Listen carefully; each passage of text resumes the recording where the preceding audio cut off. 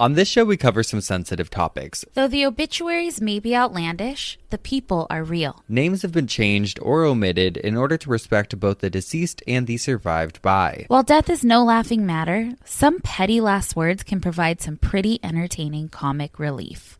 Welcome to Obituary.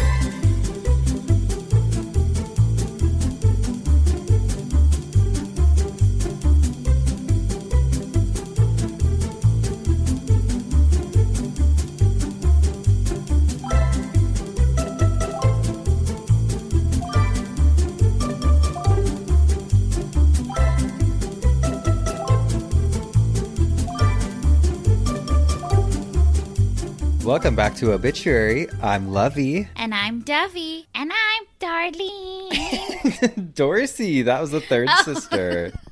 And I'm Dorsey. Dorsey. No, you know who you are? You're my son. Oh my God. All these bitches is my sons.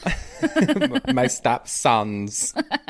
Oh my God. It's like when musicians or lyricists try and make words rhyme in a song, but they don't. Mm-hmm. Kind of like the Justin Timberlake, like it's gonna be May. It's gonna be May. So actually, I think you're just a creative musical genius. Oh, I see what you're doing. You're tying it all the way back. Okay. Yeah. I love it. Thank you so much.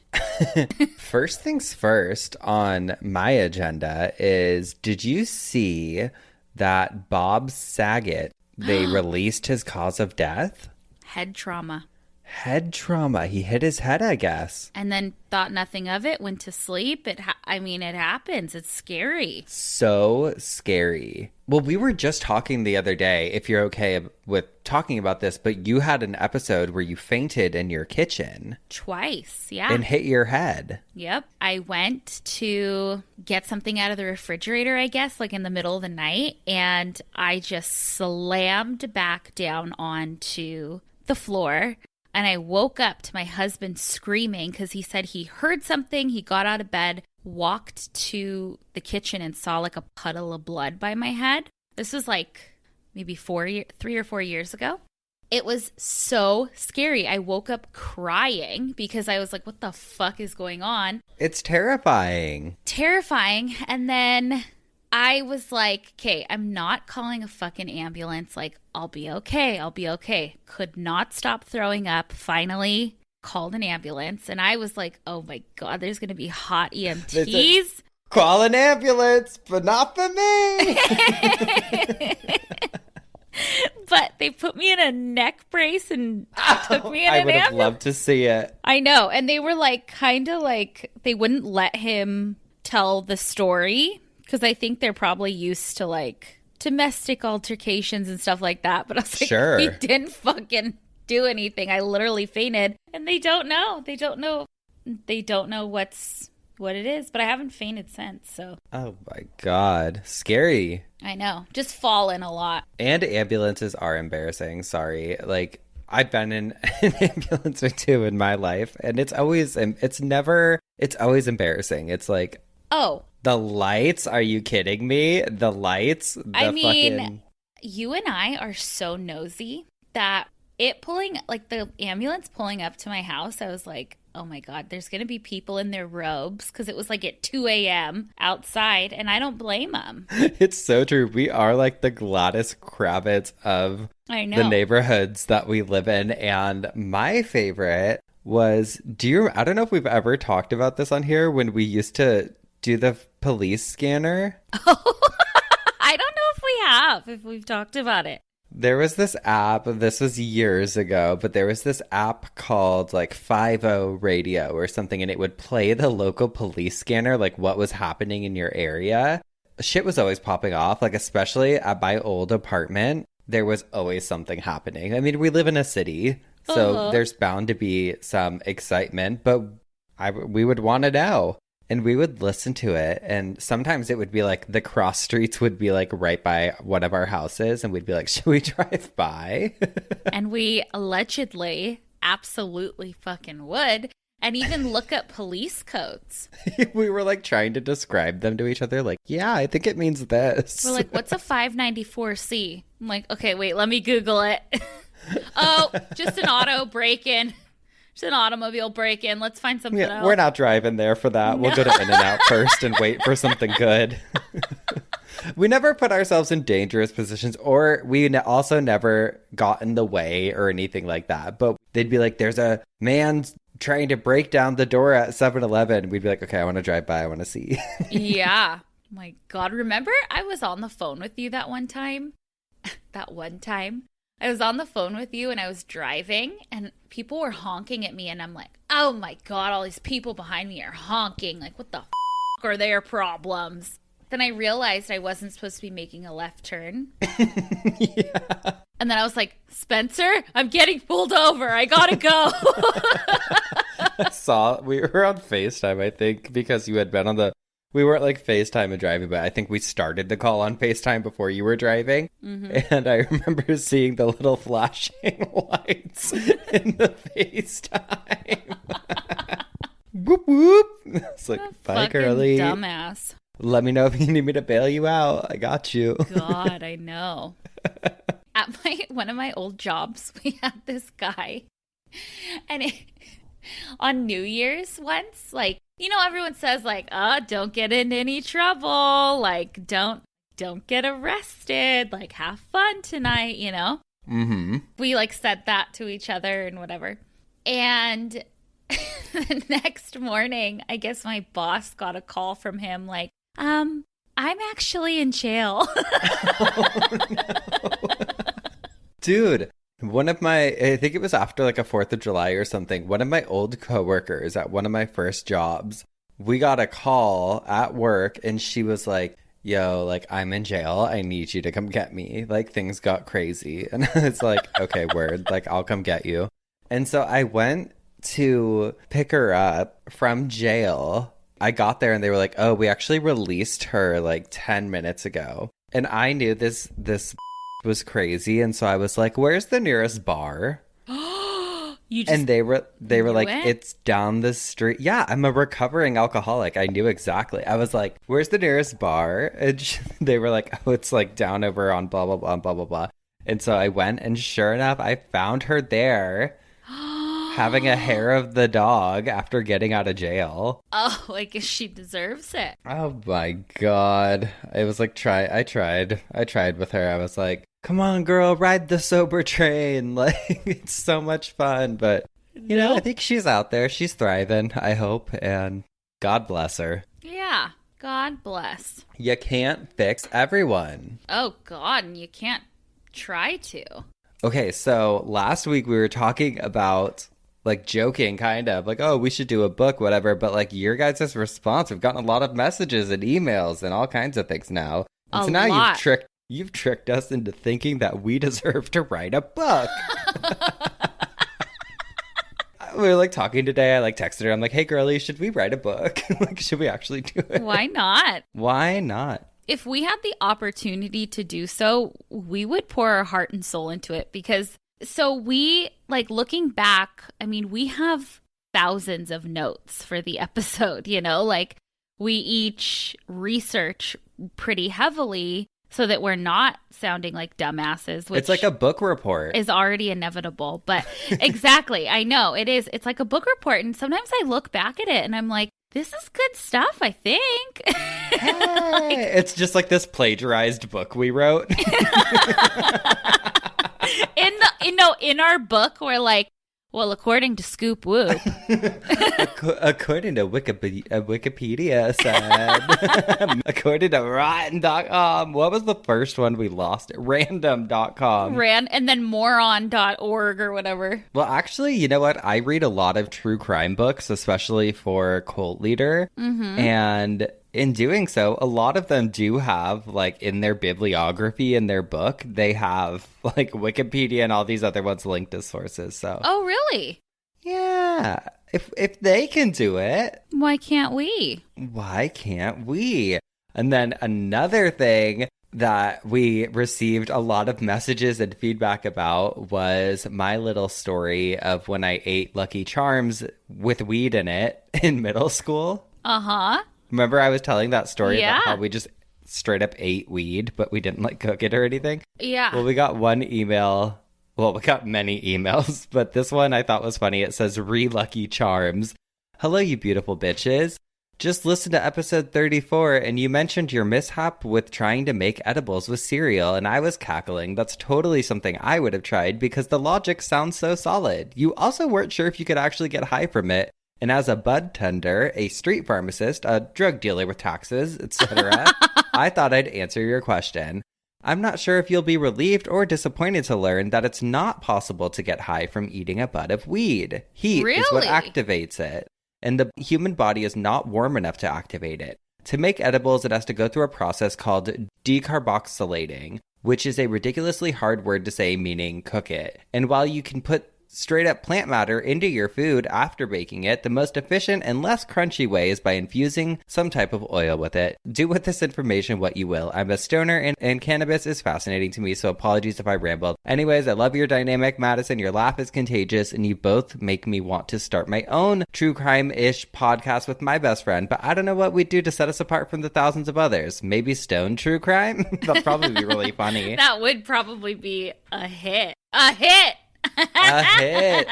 You guys do something so unique and fun that there's no podcast like you. Keep it up. You're amazing. I love being a Geoff and a cult babe. Love hearing about anthropodermic bibliophagy and Philippiae and death erections and all of your coffin spinners. Goodbye, Lexi. Lexi, thanks for filling us in. Thank you. I wanted to read it too because one, I really didn't know. I mean, I don't do weed anymore. And, well, we've all heard about your last experience. With the jazz cabbage. Talk about going to jail. Oh my God. I don't think they'd be able to get you off the couch to take you to jail. It's true. I'd probably melt on the way there. That's how it feels. You're like the girl in that commercial that's just like deflated into the couch. Have you seen those memes? Because like I remember that and then a commercial that was like, this is your head. And it was like an egg. Or no, this is your brain. And then this is your brain on drugs. And it's like a fried egg. There's memes that are like, yeah, I saw all these and it never stopped me. And I'm like, yeah, same. No. God, not as a teenager especially. Well, I love it. And so now for all the Geoffs who didn't know, if you've been snacking on cannabis, you're doing it all wrong. I'm pretty sure no one's doing it like you. Oh, just me? Huh? What? I would be down to try one of those like infused dinners, you know, but I think I'd be too scared. Do it on a Thursday night when we record, please. So I will speak gibberish, Spencer. You know. You already do. The crazy thing is like, I don't think weed hits me like right away. Like I will be normal and then I will switch. Oh yeah, I've seen it. It's like an on-off switch. Scary. You'll just all of a sudden be laughing uncontrollably. Oh my God. I was saying today, I posted right before we started on my stories, like the amount of times that we have to stop and redo a cameo just because we're laughing so hard or can't even get through it. I know. Oh my God. We were laughing today. We're like, what are we? Are we technically clowns getting paid? Yes. Literally. We're jesters. Yes, that is what we are. I love it. We are just entertainers now, Spencer.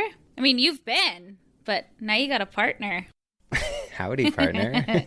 We also got a lot of response about the organ donor stuff. We had some emails. We did. We had some emails about bone marrow donation also and how important it is. So we need to... Shout out to bone marrow. Shout out bone marrow. My sister and brother actually both went and donated blood the other day. Did I ever tell you the story of when my mom gave blood? No, I don't think so. So before she was retired, she, worked and their office was like, hey, we're doing a blood drive, like come and give blood. And so she would always go give blood.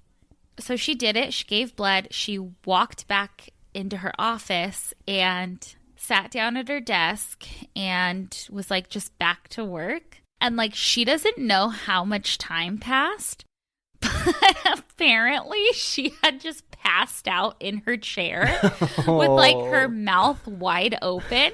And like people were walking by like, what is going on? And they had to wake her up and like give her crackers and stuff. But oh, sweet mama. oh, imagine though, like, oh my God. One of me and Olivia's favorite stories from when we were little about our mom is we were like sitting in front of the TV just as kids, and my mom was vacuuming. And she passed out for some reason. She like fainted and hit her head on the table. Oh no. And we didn't see it happen. We just heard her yell. And we couldn't hear what she was saying. We thought she was saying, turn it up, turn it up. So we started turning the TV up.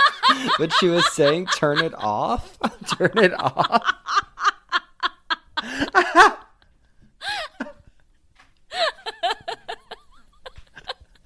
She's just like, turn it off, turn it off. We're like, huh? Turn it Louder?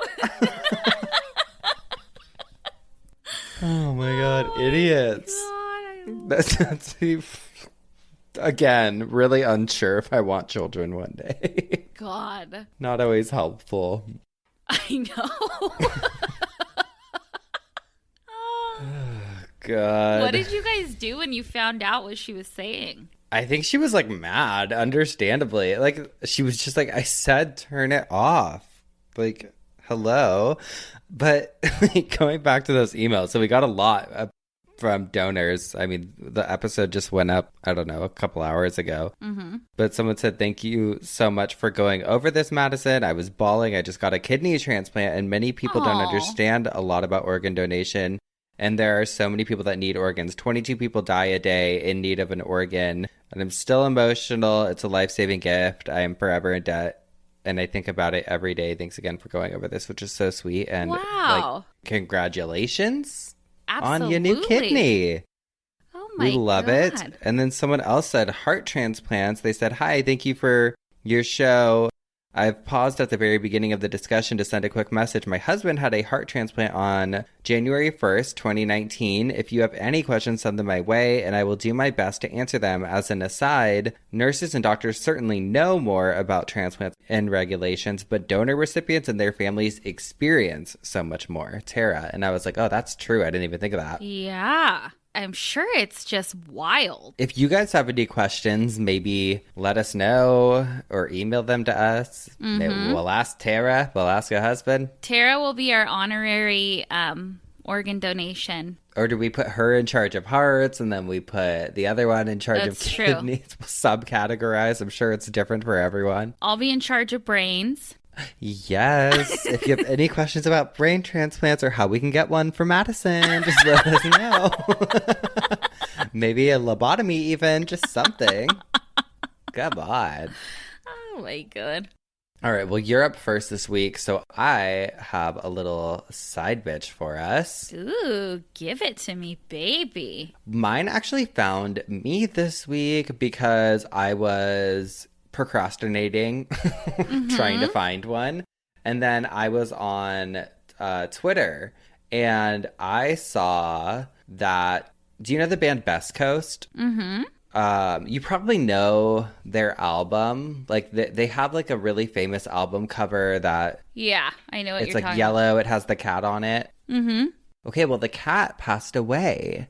Oh. I know, and it literally popped up on Twitter as I was procrastinating trying to find my first obituary for the week. And I was like, oh, that's like meant to be. Because there is an article that spin.com did on the cat.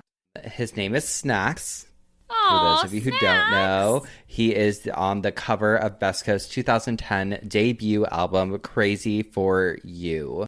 It says, the beloved Snacks, who was the cat owned by band member Bethany Constantino, has died. The ginger Snacks also graced the cover of Waves' King of the Beach and was most recently featured on the cover art for Best Coast's new single, Leading. Quote, I always knew this day would come, but I hoped it never would. I said goodbye to my angel baby Snacks this afternoon, Constantina wrote on Instagram. He was not just my cat. He belonged to all of you. He was the third member of this band, our mascot, our cover star, our merch king. She continued, he meant everything to me and I'm going to miss him so much, but I know he will live on forever by the way of the legacy he created simply by being himself. He loved you all so much and knew you loved him. 14 wonderful years. I'm honored that I got to be his mom. I love you forever, Snacks. Long live the king. Oh, that gives me the chills. I know, and even Waves honored Snacks on Twitter by saying there are literally thousands of you fans with this cat tattooed on their bodies, and they will carry his spirit with them. Oh, the first couple lines that she said kind of got me. Like, I knew this day would come, but I wished that it never did, or I hoped that it never would. No one ever wants to do it. I mean, it's like so sad thinking about losing a pet because they are like family, and we can't even go there. I know. We can't even because I can't handle it. No, I do crazy things in my head sometimes where I'm like, all right, Hot Dog's life expectancy is this. And then I'll start thinking, I'll be like, God, she's already lived a quarter of her life, or she's already lived a third of her life. And I'm like, stop thinking, stop thinking, No. stop thinking. First of all, she's a chihuahua. She's going to live till like 30. I hope she's just one of those mean old chihuahuas that's just like, Yeah. But still by your side. Oh my God. Oh, I know. I can't even think about it. What else? Oh, this is like a Valentine's Day episode. Wait, are you ready for this King Henry VIII fact about Valentine's Day? Yes, but what was the other thing you told me about King Henry VIII? And you were like, bitch, he was born on this day. Because it was something to do with January 27th or 28th. What was it? What happened on that day? That was the day he died, but I don't remember why it was shocking to us. It had something to do with obituary.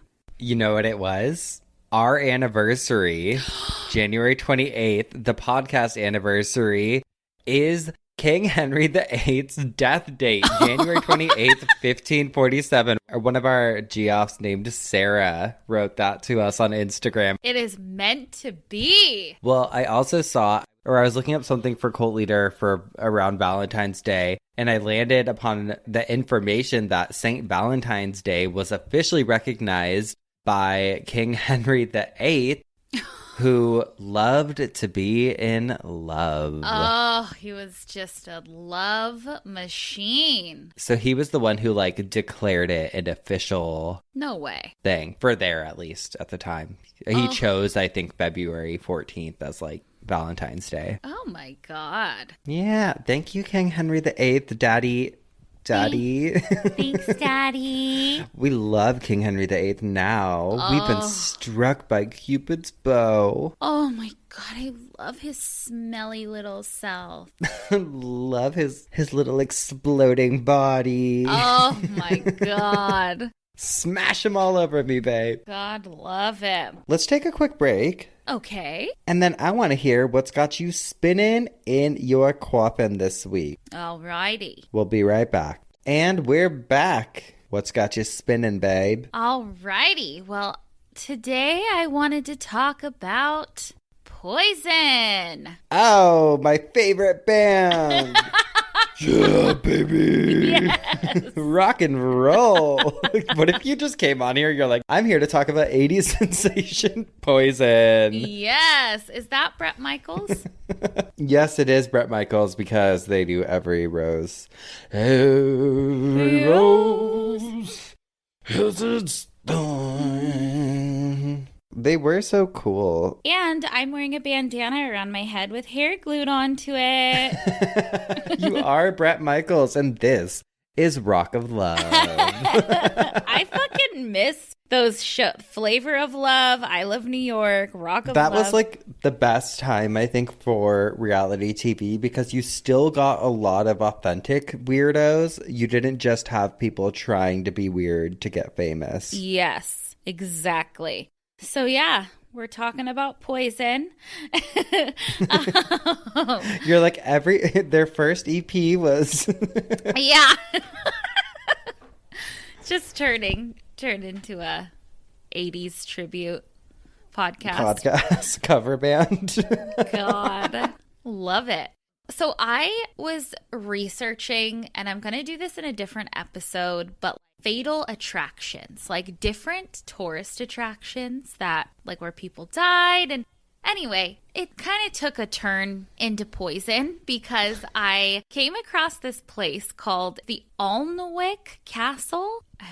I'm pretty sure I'm saying it right. And it's in the UK. So at the castle, it's a castle that you can visit. It's beautiful. There's like 12 acres of land or something, like a ton of land, beautiful gardens, beautiful place to visit. So a woman named Jane Percy, she became a duchess in 1995 and she inherited the Alnwick Castle. Cool. Yeah. And so I guess on the grounds at the time there was gardens and all of that, but it kind of like wasn't taken care of. It was unkept. And the first plants were planted back in the 1700s. But again, it was just kind of unloved and abandoned. So she restored it. It's beautiful. There's rose gardens, cherry blossoms, everything. But she also decided to add a poison garden to it. Oh, she said, you know what this needs? I don't know if you've ever been to like the Huntington Gardens or like, just big gardens you can visit. There's Filoli Gardens is my favorite, and that's in San Francisco, and it's beautiful, and I'm going to take you there next time we go up. Oh, are you going to propose? Yeah, propose that you get a lobotomy. I'm going to take you to the poison garden. So you're walking around, just imagine, you're like, oh God, this is so beautiful. And then you see big black iron gates around this one area of the garden. Cool. And signs on the iron gates with skull and crossbones on them, and signs that say these plants can kill. I love that. That's the first place I would want to go in. Here's what it looks like. It's beautiful. Stunning. Right?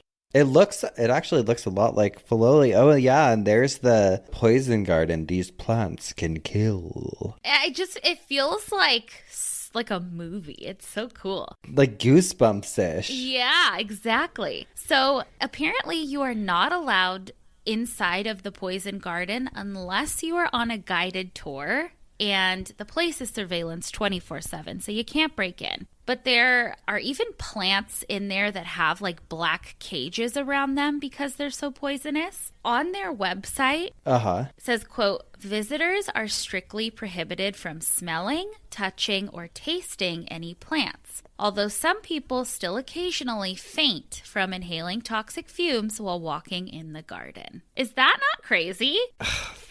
I want to go. Yeah, apparently, yeah. Visitors pass out, and there's like over 100 different types of poisonous plants that were flown in from all over the world. Well, I was wondering what I was going to do with my backyard, but now I'm getting ideas. There you go.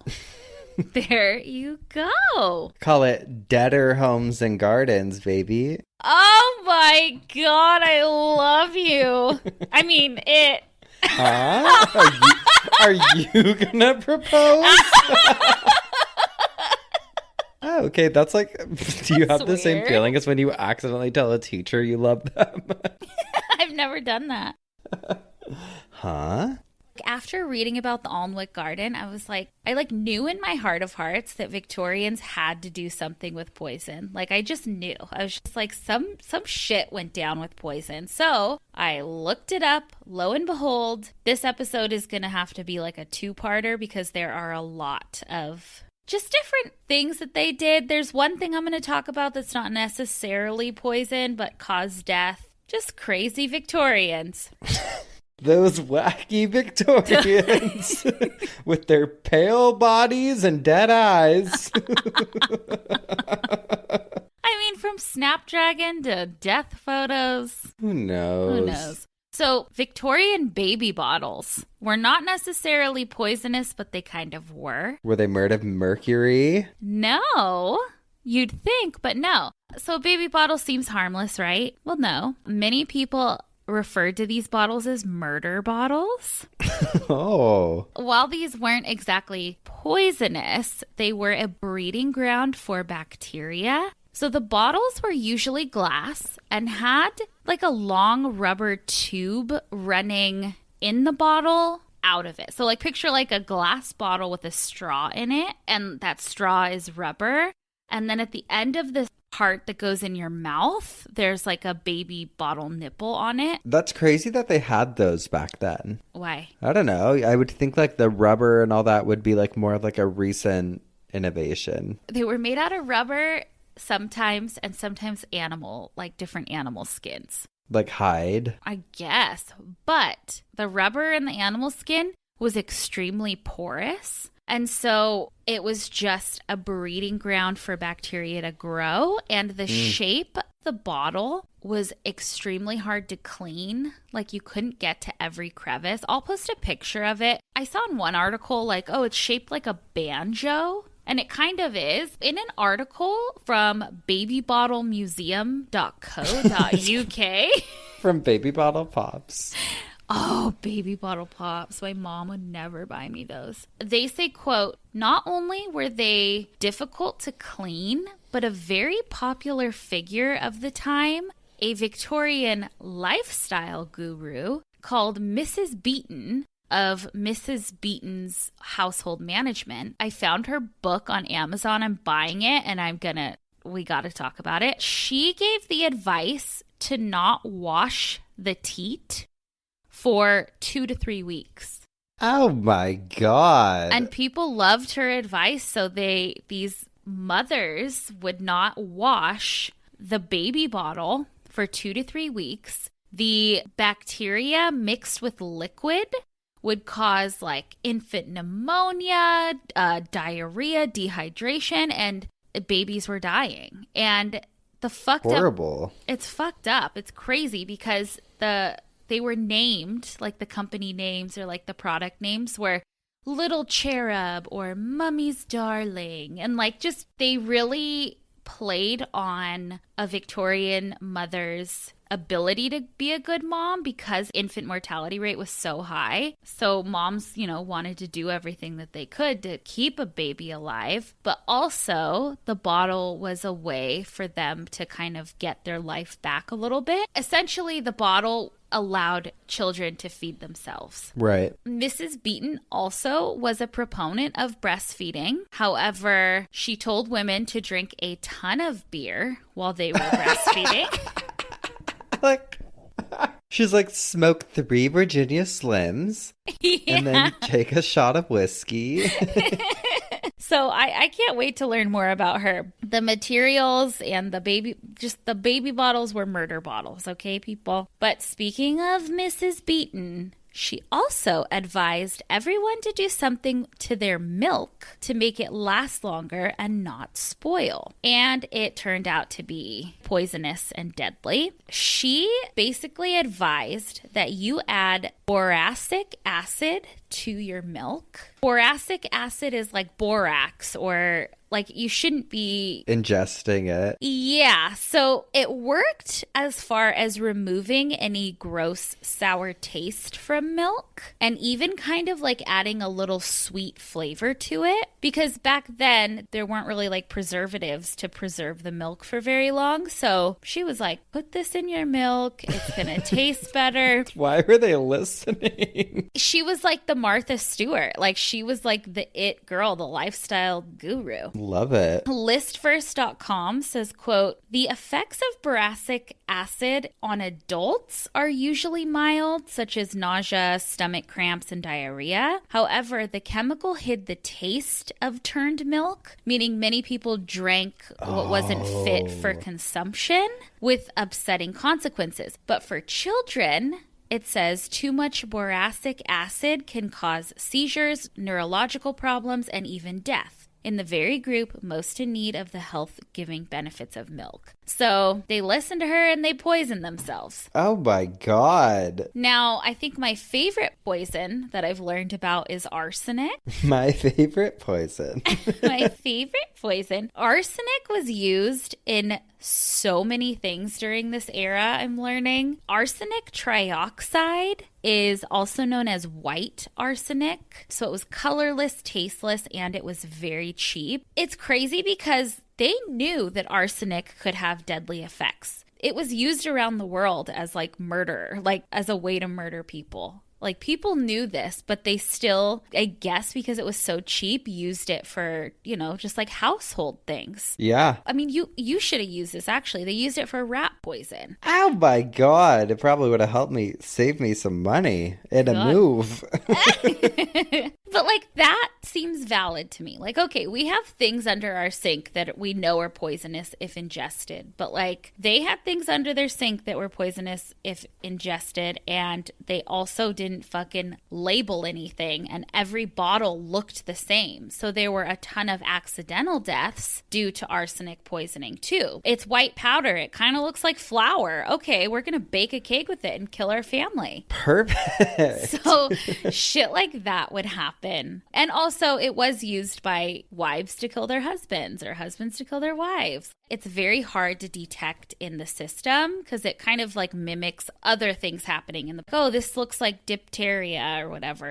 There was that type of arsenic. Then there was copper arsenic. That was a green color. If you Google or we'll post pictures of it, it is that gorgeous, beautiful Victorian green. Like when I think of the Victorian era, I think of that like emeraldy jewel, like beautiful green color. Yes, I know what you're talking about. Yeah. The name of the green was Scheele's green because Carl Scheele was the chemist who discovered it. So everyone referred to that arsenic green as Scheele's green. Now, that green color, because it was so beautiful, it was so in demand. It was used in so many things: makeup products, dyes for clothing, bedding, linens, wallpaper, like everything that had that green color most likely had arsenic in it. Wallpaper was one of the materials that was the most potent with arsenic. And because it was lined throughout a Victorian home, it would take out entire families. That like beautiful, I don't know what type that design is called. Or like, is it like the fleur de lis or whatever? Like that swirly design. That was like very, very popular. And so people would line their homes in this wallpaper, not knowing that it was full of arsenic and it would take out entire families. Well, first of all, that's like lead paint. It's like, look at all the shit that has lead paint in it. I'm getting there. While we're here on the topic, did you know that Napoleon motherfucking Bonaparte, he had his house, he had the walls painted with that green you were talking about? Uh-huh. And a lot of people say that his cause of death is linked directly to that because he had stomach cancer and they believed that it was from the arsenic in the wall color. Oh, I guarantee.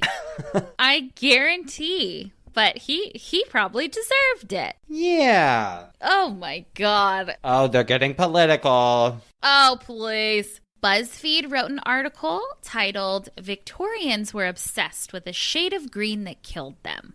In it, they talked about factory workers who worked closely with this green dye.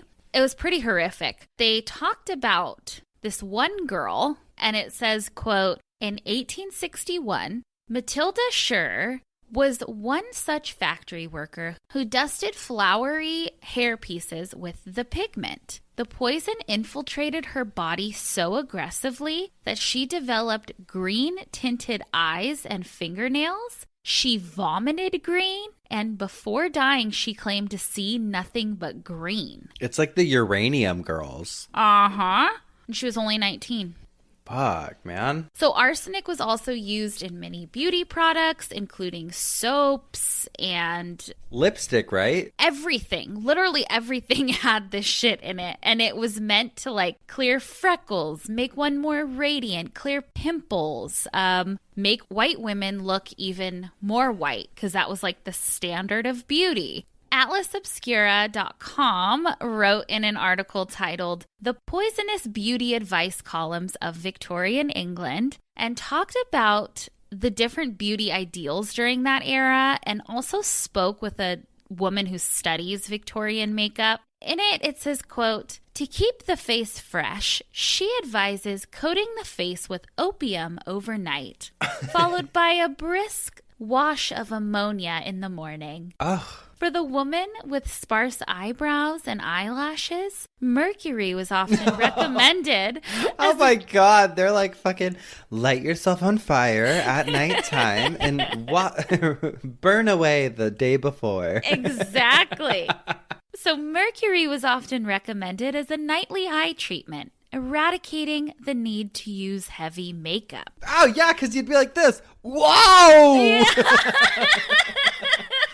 Ah! Mr. Eyes.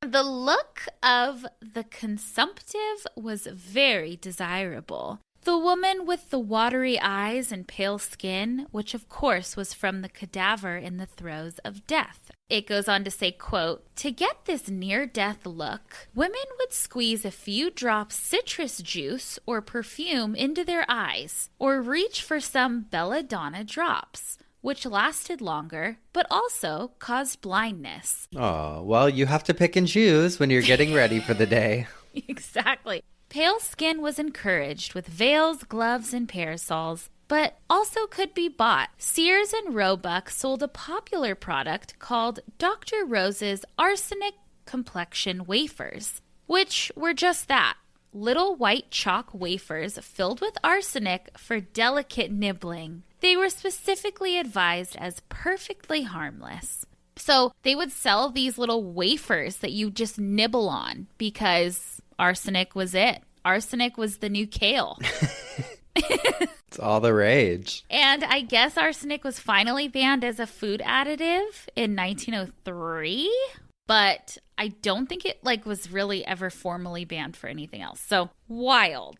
Wild. Which leads me to my last poison, because we're going to have to do a part 2 on poisons, but lead paint. Lead was added to paint as a way to help with coloring. I guess it helped make the paint color stand out, be more vibrant, and it also helped it not flake. Literally anything that was painted was poisonous. Every apartment or anywhere I've lived, I feel like has lead I feel paint. like you get the little warning thing when you move in. Dude. The apartment probably that you were in before this place was for sure. Any older apartment has at least in California, from what I've experienced, you get a brochure when you move in somewhere and it's lead warning. It's so crazy. It's under the paint, I think. Yeah, I watched a video. I'll link it. I can't remember where, but it was these people in a Victorian home, and they went around with this gun thing that told them how much lead was in stuff. They shot the walls. Yeah. No, they'd pointed at a cabinet and they're like, "Oh yeah, this has 3,000 milliliters or what." I don't know there. There's probably a safe amount of, because otherwise obviously they wouldn't be able to rent places to people, but. Or would they? Hey, we're going to get to the bottom of it. The problem with the lead paint back then was that literally all paint had lead in it. So think children's toys. Yeah. Apparently lead is an incredible wood preserver. And we all know children put shit in their mouth. Toys and whatever. They just drool on shit, put stuff in their mouth. And I guess lead does not have a bad taste. Children were sticking toys in their mouths, biting on cribs, all of that was painted with lead paint. And there was no gross indicator to stop. You know what I mean? It doesn't have a bad taste. So children, if they weren't dying, lead poisoning led to so much stuff, including a lot of nervous system issues and a lot of behavioral issues if they survive. And again, like arsenic, lead was really hard to detect because it resembled so many different ailments. I thought this was interesting. And after I learned about it, I was like, do I know anybody with that? A man named Henry Burton in 1840 called a very thin line. It's a blue-black line that was visible along the gums and the teeth. The top of your tooth, by your gums. there was like a line that goes through it that was like a black kind of blue line, and it's now coined as the Burton line, and it was a very good indicator of lead poisoning. Huh. But if you had that line, it was most likely too late. Another indicator would be like a grayish kind of skin tone. Interesting. Pretty interesting. I mean, it's no wonder people didn't live very long. And I was going to say, the more we do this show and the more we talk about this, I'm like, oh, it actually makes a lot of sense why the longevity was not very high. We're not even getting into the half of it either, I'm telling you. Part 2. Insane. Well, we're going to take a quick break and come back and we're going to come back. Okay. Okay. All right. We'll be right back. And we're back. Well, Madison, we're always talking about death. We're talking about why people died so early back in the days. Well, today I am talking about the people who waited the longest to experience death. Ooh. That's right. Okay. My Coffin Spinner this week is about the longest living people in history. Oh my gosh. Okay. It was actually really fun to research. It felt like, I remember when I was a kid and we would get the Guinness Book of World Records every year or something at school. I always loved going to the freaky humans section and seeing that shit. We will start with the oldest verified living woman, and that was Ms. Jeanne Calment, who was born on February 21st of 1875 and passed away on August 4th of 1997. There's no need to grab your calculator, I'll tell you. Jeanne lived to be 122 years old. Stop it right now. Well, specifically 122 years and 164 days. The woman from France held several records throughout her life. In 1986, she became the oldest living person in France when she turned 111, but she was just getting started. She's like, no, I got at least another decade in me. In 1995, she became the oldest woman recorded in the Guinness Book of World Records. And then, of course, in 1997, when she passed at 122, her life came to an end, but she still to this day holds the record for being the world's longest living human. And it's crazy that it was in our lifetime. That is crazy. I want to know her secret.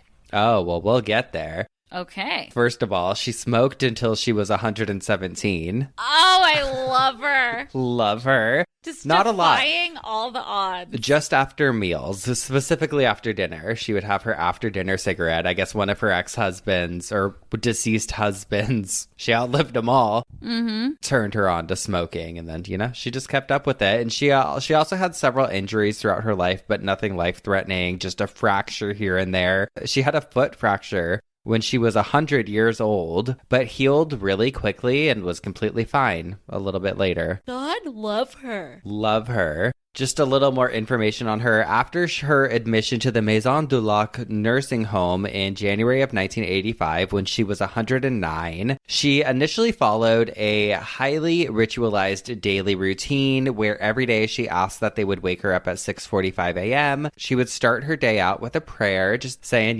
thanks God for another day.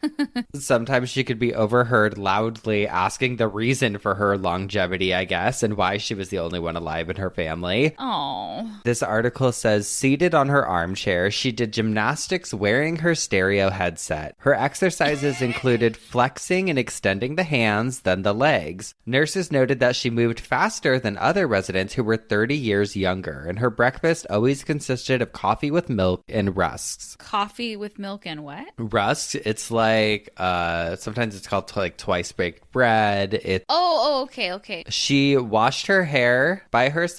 She would apply soap and olive oil and then powder to her face, hopefully without arsenic. She washed her own glass and cutlery before going to lunch. She loved braised beef, but was not a fan of boiled fish. She had dessert with every meal and said that given a choice, she would eat fried and spicy foods instead of the bland foods on the menu. Yes. She loved chocolate. She would have it all the time. And every time she finished a meal, she would have a Dunhill cigarette and drink a small amount of port wine. Oh, This woman. I No, love her. You'll love her even more after this. Every afternoon, she would take a nap for 2 hours in her armchair. Okay, and then I she'd do go that. pay some visits to the neighbors, talk about the latest news that she heard on the radio. And then again, she would have a late night meal, listen to some music, and smoke another cigarette, and then go to bed at 10 p.m. I want her life. She hit up Sunday church and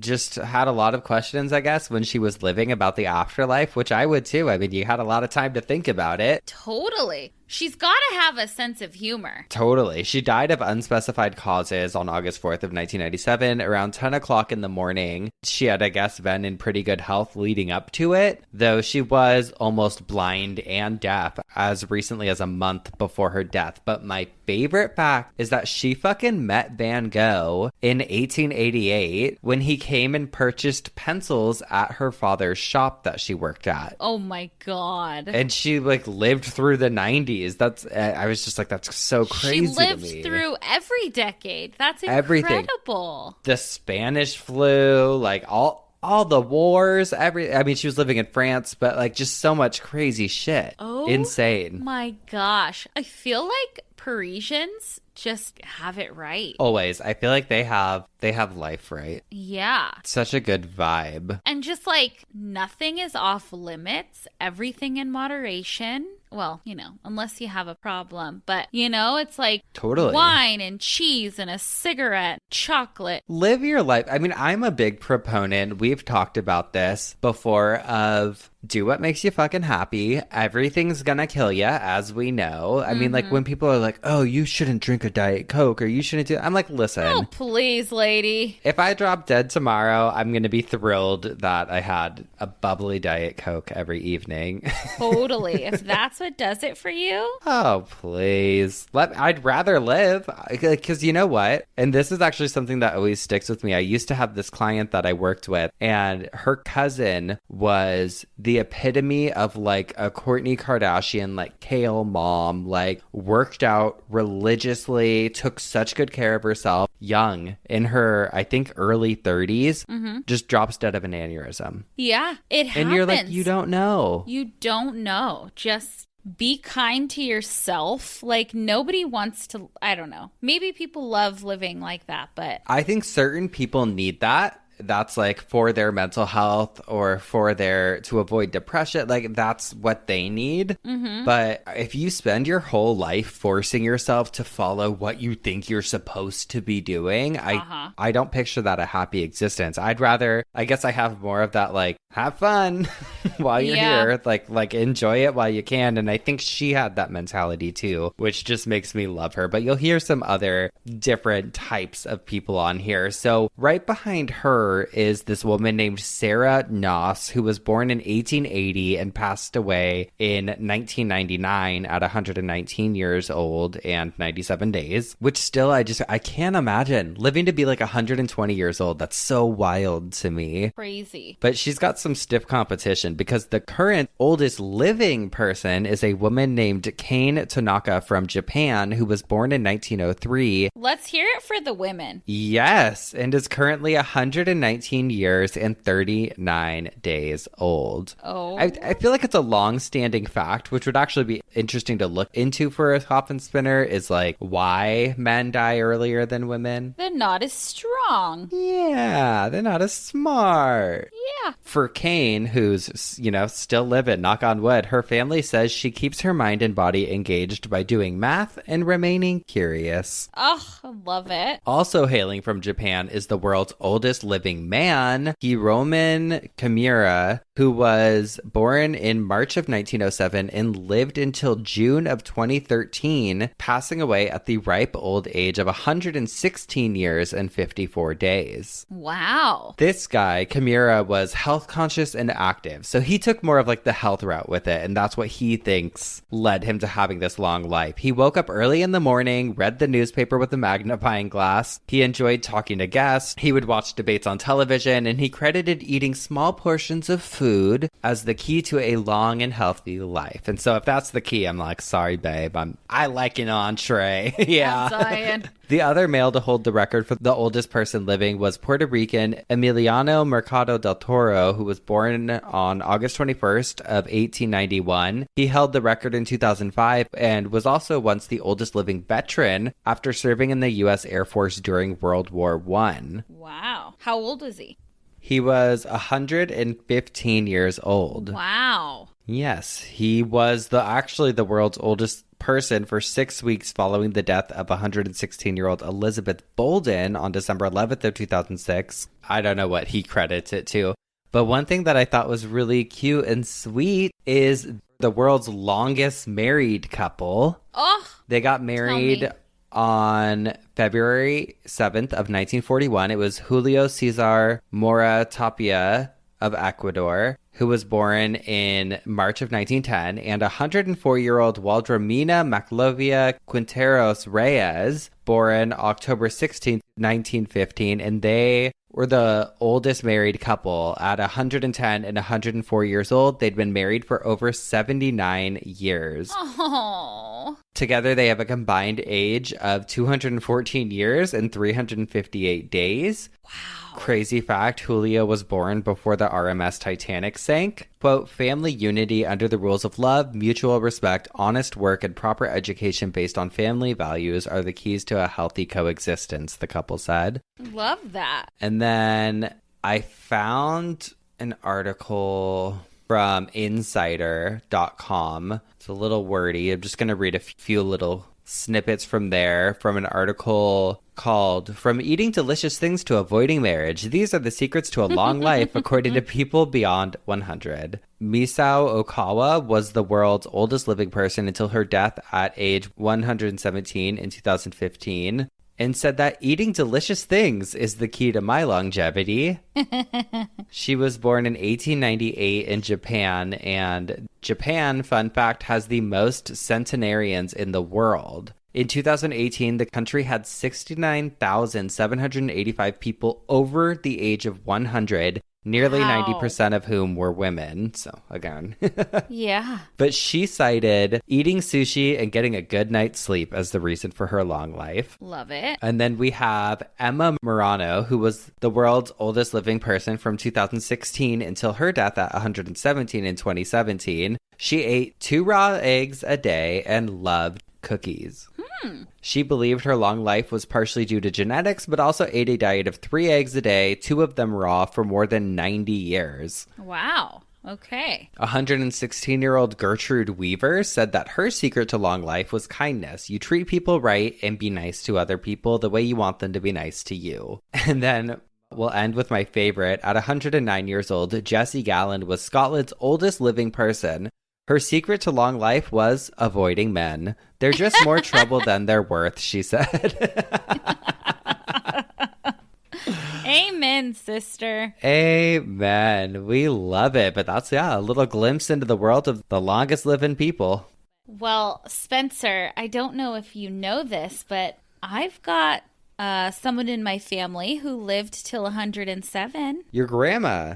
My great-grandma, yeah. Your was she the one who, we've talked about her, I feel like. She's the God doesn't. Okay, so my grandma, so she was her mother-in-law. So she was my grandpa's mom. Like, we would all kind of sit around and be like, oh my God, why isn't she dead yet? Like, and I remember this vividly because I think she was still alive. She was alive until I was like 13, 14. Yeah, I remember us like sitting there like, oh, why is she still alive?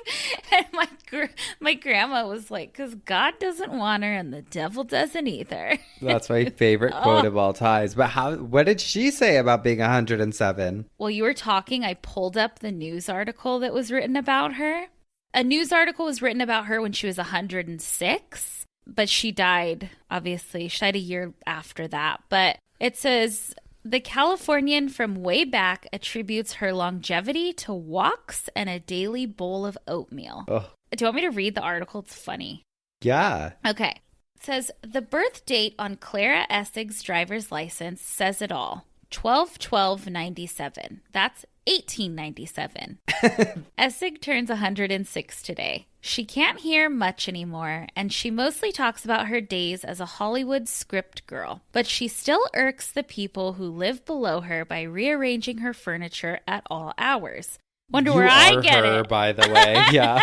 I was going to say this whole thing. You are her. She credits her longevity to the long walks she takes around her assisted living center and a bowl of oatmeal a day. She keeps her old photographs in a drawer in her room. One shows her standing on a beach with two young men, smiling big, wearing an old-fashioned bathing skirt. The date on the back says 1918, the year World War I ended. Another picture, brown with age, shows her as a young debutante in pearls. She worked for a few years back then at Paramount Studios and says she was offered movie roles, but her father declared, "No pictures." And I remember that vividly. She would tell us that all the time. Oh, he wanted me to be in the pictures, but he said no pictures, no pictures. Them were my studio days, she said. Them days are over. Essig was born in New York to a German father and a Swiss mother, both newly arrived in America. The family moved to California when she was young, and she grew up around Hollywood, according to her granddaughter. Her first husband served in World War I, but her granddaughters know few other details. Her second husband raised oranges near Corona. She later moved to Sierra Madre, where she kept avocado trees and climbed them well into her 90s. She moved about a decade ago, buying a 3-story condo against her family's advice. I fucking remember that condo. It felt so big. She moved to the assisted living center 3 years ago. The other residents there sometimes call her grandma. She fell not long ago and cut her head, then lost her patience with the doctor stitching her up. "I'd like to take you outside," she told the surprised doctor. That's my favorite part. "And have a fist fight with you." Essig uses a walker now, but it's mostly a precaution. She moves fast enough to leave her granddaughters behind. She hasn't driven a car in years, even though her license won't expire until 2009. She'll probably be here to renew it, too. Her family is planning to celebrate her 106th birthday with a big vanilla cake. Essig doesn't like chocolate. And a simple party at the assisted living center. They'll spell out 106 in frosting instead of attempting it with 106 candles. But Essig acknowledges that she's lived a little longer than she expected. "It's time to let other people take over," she said. Crazy. Oh God, love her. I don't have any super long living relatives. Everyone dies very randomly. And my family, well, my great grandma Lil, she lived late 90s. Oh, that's pretty up or there. Mid 90s, I want to say. She loved a snack. She loved donuts. She loved playing cards and talking shit. Oh, That's all I want to do. I'm ready to do that, take on that life now. Just play cards, talk shit, eat sweets. oh yeah. I guess that's what I do. My grandma had a little slot machine that she would sit at and babysit me and teach me how to play cards. God. God, I love it. I hope Oh we're my cool grandparents if we have Yeah. kids. All right. Well, we'll take a quick break, then get into our obituaries. Yes, sir. And we're back. Also, things we were dying laughing because we saw some of the comments coming in today of oh, good, you guys are sponsored, or the episode's sponsored.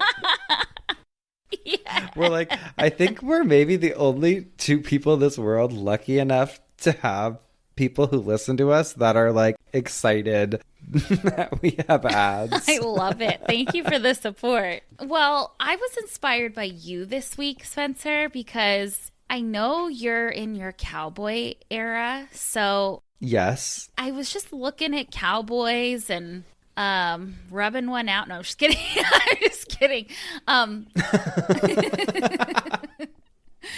I was looking at. We're leaving that in. Oh no! Well, speaking of rubbing one out, Oh god. did I tell you about my sex dream? No. I didn't. No. I had a sex dream the other night. Oh god. And I think it's because, okay, well, I've been watching that show. Well, I just finished it. The woman in the window across the street from the girl and the whatever. Oh, you know? is that good? There's a lot of plot holes and stuff, but I liked it. I mean, I love like a Lifetime-ish movie, and I feel like it played an homage to movies like that from the past, like Rear Window and things like Yeah. that. Really wild ending on this series, though. But there's a crazy sex scene in it, and I had watched it that night. I fell asleep, had a dream that I hooked up with the craziest, ugly looking old man. old, like balding, white hair, glasses, like Cute. horrible. And then I Googled it the next day to be like, why did I dream that? Mm-hmm. And it just said, if you dream that, that means death is coming. And I tried to click on the article to read more about that. And then all these pop-ups came up. And I was like, I gotta get out of here. Like dirty pop-ups? No, it was just like, you've won a Walmart gift card for $500. Yeah. And I'm like, okay, well, I still won't go to Walmart. So So wait, if you have a dream that you're having sex with an old man, it means death is coming? I don't know exactly what I Googled like ugly. I don't know. Sorry, go on. So yes. Oh my God. Well, Let's throw that lasso and reel it back in. do you know who Wyatt Earp is? Yes. Okay. So Wyatt Earp had, for those of you that don't know, he was like a cowboy outlaw. He had a best friend named Doc Holliday. And I found his obituary that was published in 1887. What a cool name. I think he was a doctor. Oh. I'm sorry. He was a dentist, I believe. Oh. So it goes like this. And I feel like I should do it in a little accent, little twang. How do you guys feel about that? I won't, because I'll No, fuck do it it. up. No. Do it. No. Come on, try it. J.A. Holliday died in Glenwood Springs, Colorado, Tuesday, November 8th, 1887, about 10 o'clock a.m. of consumption. Consumption? Consumption, babe. J.A. Holliday, or Doc Holliday, as he was better known, came to Glenwood Springs from Leadville last May, and by his quiet and gentlemanly demeanor during his short stay and the fortitude and patience he displayed in his last 2 months of life, made many friends. Although a young man, he had been in the West for 25 years and from a life of exposure and hardship had contracted consumption, from which he had been a constant sufferer for many years. We had to stop because we were like, what the hell? What is dying of consumption? And it is, I guess, tuberculosis. Oh, I thought it meant overeating. Yeah, or like maybe that was drinking. Like a euphemism for drinking. Yeah. No, I guess it's tuberculosis. You learn something new on this show every week. Since he took up his residence at the springs, the evil effects of the sulfur vapors arising from the hot springs on his weak lungs could readily be detected. And for the last few months, it was seen that a dissolution was only the question of a little time. Hence, his death was not entirely unexpected. From the effects of the disease, from which he had suffered probably half his life, Holliday, at the time of his death, looked like a man well advanced in years, for his hair was silvered and his form emaciated and bent, but he was only 36 years of age. Holliday was born in Georgia, where relatives of his still reside. 25 years ago, when but 11 years of age, he started from the West, and since that time, he was probably been in every state and territory west of the Mississippi River. He served as sheriff in one of the counties of Arizona,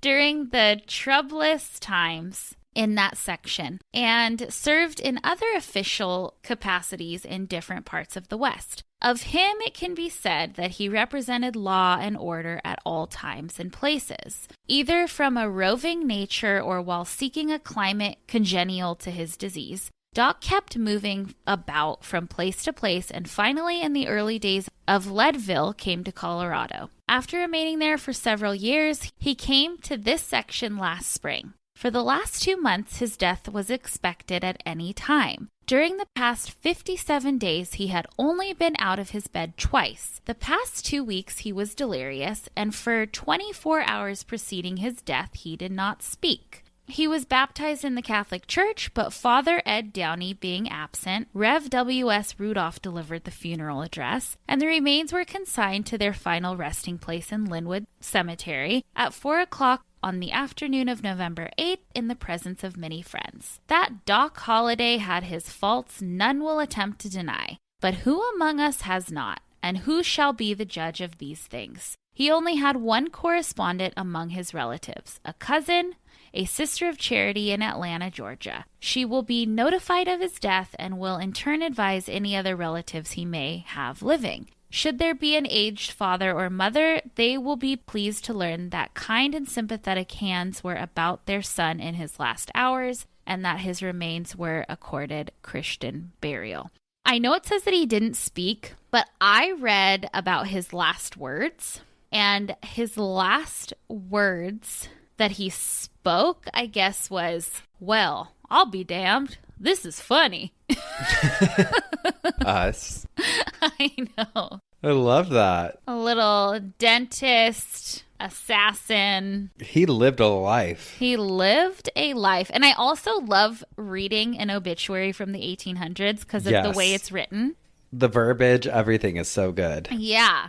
So there you go, Love cowboy. it. Giddy up. I love it.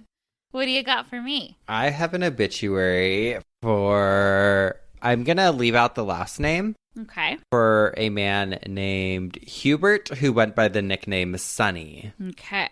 Sonny went to heaven on December 28th of 2021. He was the son of Hubert Sr. and Daisy. He was born September 24th, 1934 in Olean, New York, and that's where he spent his childhood. He married Yvonne in 1953, and together they had one daughter, Sharon, 2 grandchildren, and 3 great-grandchildren. His parents owned and operated the Little Tea Room in their town back in the 50s and 60s. Sonny was a mason and a shriner for over 50 years. For the last several years, he and his wife Yvonne have resided at the Masonic home of Florida in St. Petersburg. He was a teller of tall tales of magnificent proportions, and what he didn't know, he made up. The stories changed, the fish got bigger.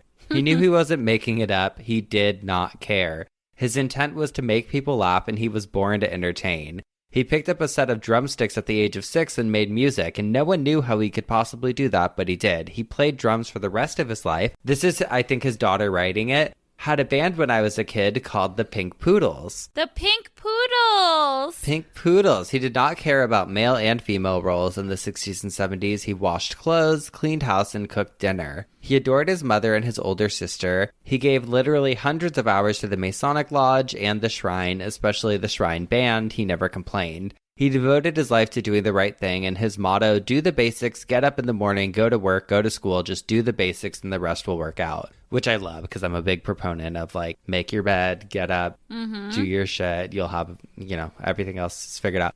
He would give his last dime to a person in need and would go 100 miles out of his way to help anyone even if they didn't ask. He drove thousands of kids on their school bus trips. He always had a kind word for the kid being bullied and was known to teach a kid how to fight back and also when to let it roll off. He drank more than his fair share of some medicinal liquids with relatives, friends, and enemies and took pure joy in getting other people knee-walking drunk. Even me when I grew up. Every time he was bartender, it was sure to be a party. He would just giggle, and if I heard someone ask him to be a bartender, I knew it would be fun to stick around and watch old folks make fools of themselves. He taught me how to change a tire, work hard, be fair to people, and take a walk in someone else's shoes. Aww. He made me watch old black and white movies and PBS, and to this day, I can still recite quotes from The Bridge Over River Kwai and The Big Red One. And I love PBS, and you will love football. I hauled and mixed concrete before I was a teenager, and he said I never could hold a flashlight still enough for him. I learned a lot about hardware stores, one of his favorite places in the whole world, and I can name every wrench, screwdriver, and drill bit by name because of him. He loved that I was a girl, and he showed me my worth, but always secretly wished I was a boy. He always said, yes, you can, instead of no, you can't, you're a girl. He was my hero and my direction. When I needed stabilizing, he did not hesitate to show me the direction I needed to go. Sometimes I did, sometimes I didn't. He never said I told you so. He was my biggest fan, even in failure. Aww. On my last visit, he was riding in the Mart cart at Walmart. He was thrilled to be moving around, just having a great time, and he wore me out. That was December 12th of 2021. There were 1,000 other things he did for me. He helped raise my precious children and taught them what a man and father should be. He hated my ex with a passion and threatened to shoot him many times, but he never did. The years were kind to him, and he was strong as an ox, but his mind started to slip, and he became scared and angry, afraid of things and people. Aww. Dementia stepped in and knocked him over, but God helped us and took him quick. I did not want him to suffer, and God heard me. We will miss him. He was my rock, my biggest fan, and my friend. It will always be my daddy. Aww. And then it just has the service information there. But I just thought is a pretty solid one in my book. What a sweetie, yeah. That one was a good mix of good life advice. Sounds like just a good guy. Funny, but also kind of tugs at your heartstrings. And like a little shade here and there. Yep. It is a good one. Oh. I feel like I love an obituary that really is representative of the person. Because not everyone needs a scathing or hilarious or this or that. Like ours, I feel like would probably be pretty goofy. Totally. Because we are, but I don't know. I like when they encapsulate a person. Oh, so sweet. Well, It's time for some dumb ass criminal. Yeehaw! Yeehaw! Let's do it. Alrighty, Spencer. I have a story about a woman. And, well, first of all, hold on. Let me set the scene, okay? It's November 21st, 2020. It is a Sunday. You are an old person and you are at home, okay? All right. Oh, and you're in Citrus County, Florida. Florida. You hear someone trying to break in. And that person breaks in. You get a glimpse of them, and they are a 35-year-old woman who begins stripping down. No. Yes. So, At the old person's house? yes. So, okay. There were two people over 65 in the house. This woman named Heather Cruz, she's 35 years old, breaks into the house. I guess she went through a side door of the garage. She walks in the house. She begins stripping down, gets buck-ass naked. Then she I guess makes eye contact with one of the elderly people. And she goes up to one of them fully naked and starts hugging them. Oh. Then she sat on the other resident's lap and started giving them a lap dance and was saying, Oh my God. "Oh," she said, "Oh, you like that?" And these people have no clue who she is. They're fucking freaked out. So they call the police and they're just completely stunned. And they're trying to get her to leave before the police come. They manage to get her to the front door, still naked. They get her to the front door and she turns around and she grabs one of their balls and makes a bunch of sexual remarks. And then the Citrus County police arrive and Heather's still naked. The police are trying to arrest her for, breaking and entering and exposing herself. And they keep saying put a shirt on, we got to put some clothes on you, and we have to handcuff you. She refuses to put a shirt on. She's getting handcuffed. They finally stick her into the back of the police car and she kicks one of the policemen in the chest while he's trying to close the door of the squad car. And then, so they have to call back up. And more squad cars arrived, and she's moved to a different car where she kicks another officer in the chest. Oh my God. So according to WBTW.com, it says, quote, Cruz now faces 3 counts of battery on persons 35 years of age or older, 2 counts of battery on a law enforcement officer, and 1 count of resisting an officer with violence, burglary with battery, exposure of sexual organs, and battery. Cruz was transported to the Citrus County Detention Facility and held on a $48,000 bond. Oh my God. That is not where I thought the story was going. When you told it, I thought it was going to be she was a stripper that got the wrong house. That's literally great. That's what I thought it was. And I was like, when the police get there, then she's going to be like, no, I was hired. And then the police are going to start stripping, like, you're under arrest. Oh my God. Can you believe that? What a bitch. Don't do that. Don't do that to elderly people. Don't do that to anybody. Come on. Crazy. Well, my story today also comes from Florida. Shock, shock, shock, shock, shock. Here's what happened. April 26, 2019, Monday night at a jail in DeSoto County. 2 officers get there.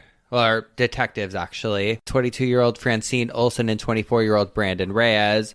They go into the sheriff's office. They buzz themselves in on the jail's entrance intercom. But the people that worked at the sheriff's office hadn't met them yet. I mean, they're young. They're like new detectives. And they tell the staff, we're new. Then it turns out that they weren't detectives at all. They had gone in there to spring their partner, 40-year-old George Chanza, out of jail, who had been arrested for an outstanding warrant. Oh my God. The ruse failed. Deputies arrested both of them and charged them both with 3rd-degree felony false impersonation of a law enforcement officer. Oh my God. Those are ride or die friends, I guess. The deputies said that the pair didn't manage to get their friend out of jail, but they were able to unite them with him behind bars.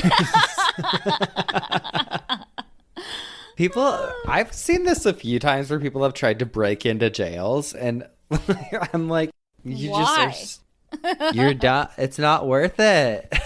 God. Oh my God. Oh, well, I'm just so glad we're perfect and we just don't make any mistakes. Yeah. Even if people try and tell us. Yeah. We don't do it. And you're wrong. We are not the problem. We're not the problem, people. Yeah. And that's something that I also apply to my life outside of this. I'm never the problem. Just be in denial. Yes. Oh my God. Well, what do we got to tell you? Hey, maybe go leave us a rating if you like this shit. I also saw you could rate on Spotify, which I didn't even know, but I think a lot of you have, which is so nice. Rate and review on iTunes. I wish I had Spotify to see.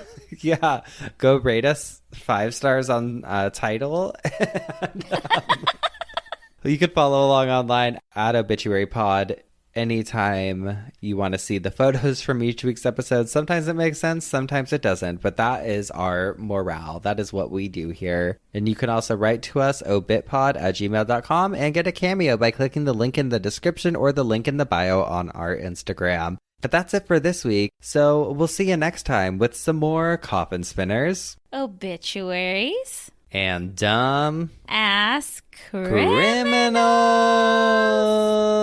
Goodbye. Goodbye.